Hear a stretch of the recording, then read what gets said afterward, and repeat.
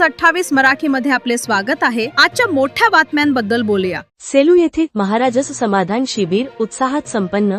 शासकीय योजनांचा लाभ थेट जनतेच्या दारी। शासकीय दाखले व प्रमाणपत्रांचे जागीच वाटप। नागरिकांचा उत्स्फूर्त प्रतिसाद। राज्य शासनाच्या वतीने राबविण्यात येत असलेल्या लोककल्याणकारी मोहिमेचा भाग म्हणून सेलू येथे महाराजस समाधान शिबिर अत्यंत उत्साहात पार पडले। या शिबिराच्या माध्यमातून शासनाच्या विविध योजनांची माहिती आणि लाभ थेट जनतेच्या घरापर्यंत पोहोचवण्यात आला। विशेष म्हणजे अनेक पात्र लाभार्थ्यांना विविध प्रकारचे शासकीय दाखले आणि प्रमाणपत्रांचे जागीच वाटप करण्यात आले।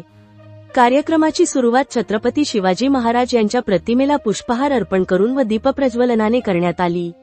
यावेळी व्यासपीठावर कार्यक्रमाचे अध्यक्ष म्हणून सेलूचे नायब तहसीलदार गजानन इनामदार, पुरवठा विभागाचे अधिकारी यादव सर, दुय्यम निबंधक एस.आर. बनसोडे यांची प्रमुख उपस्थिती होती।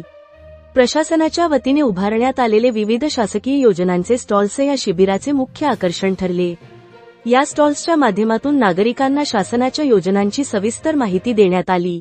नायब तहसीलदार गजानन इनामदार यांच्या हस्ते पात्र लाभार्थ्यांना प्रमाणपत्रांचे वाटप करण्यात आले।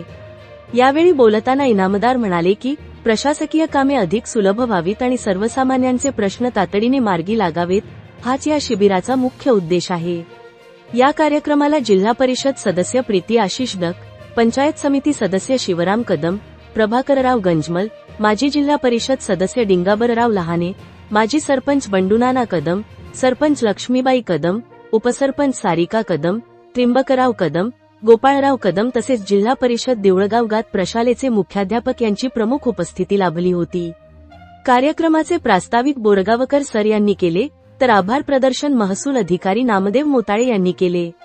शिबिराच्या यशस्वीतेसाठी तहसीलदार साहेबांच्या मार्गदर्शनाखाली मंडळ अधिकारी योगेंद्र नांदापूरकर, ग्राम महसूल अधिकारी ओम कानडे, सारिका हेडगेवार, वैशाली बिदे, महसूल सहाय्यक सतीश टाक, ज्ञानेश्वर राऊत, ज्ञानेश्वर जाधव, सोनल शिंदे, रवी बंदुके, संतोष वाघमारे, कृष्णा बिजुले आदींनी परिश्रम घेतले।